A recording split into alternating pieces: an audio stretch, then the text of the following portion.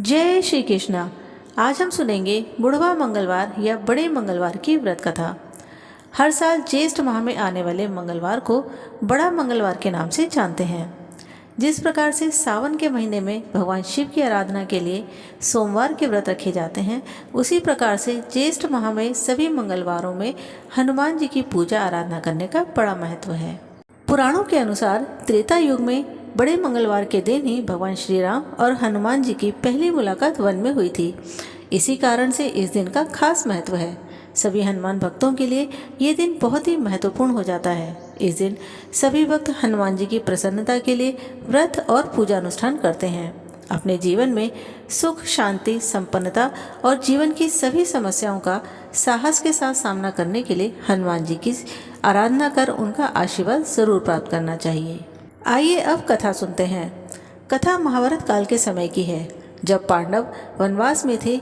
एक दिन द्रौपदी ने भीम से कहा, हे भीम, मैंने सौगंधिका नामक एक अद्भुत पुष्प के बारे में सुना है। उसकी सुगंध मन को मोह लेती है, जो गंधमादन पर्वत पर प्राप्त होगा। क्या तुम मेरे लिए वो पुष्प ला सकते हो? भीम तो बलशाली थे ही।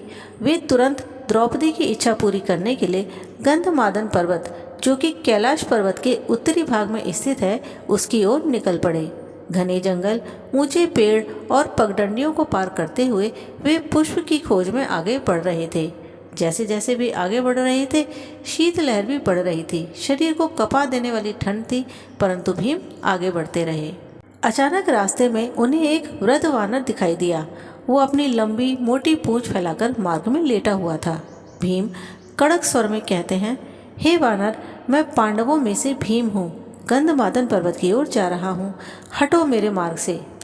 वो वानर धीरे स्वर में कहता है, हे वीर, मैं वृद्ध और दुर्बल हूँ। यदि चाहो तो तुम मेरी पूंछ स्वयं ही हटा लो। ऐसा सुन भीम को गुस्सा आया। उसने सोचा, एक बूढ़े वानर की पूंछ क्या मैं हटा नहीं सकता?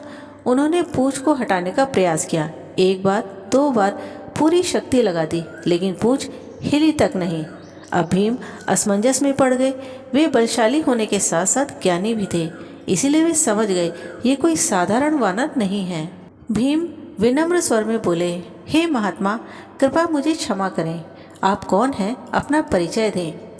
तभी वानर रूपी हनुमान जी मुस्कुराए और उनका स्वरूप बदलने लगा। उनका शरीर विशाल हो गया। तेजस्वी नेत्र, गदा धारण किए हुए एक दिव्य स्वरूप प्रकट हुआ।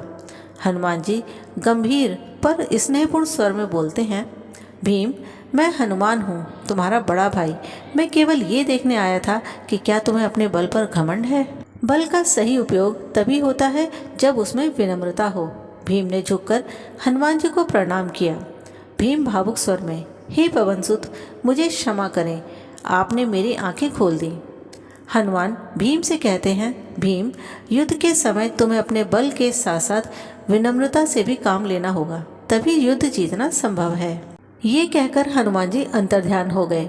भीम ने मार्ग में आगे बढ़कर पुष्प प्राप्त किया और अपने जीवन का एक महत्वपूर्ण पाठ भी सीखा। बल के साथ साथ विनम्रता होना सच्ची वीरता है। तो दोस्तों, ये थी बड़े मंगलवार की व्रत कथा।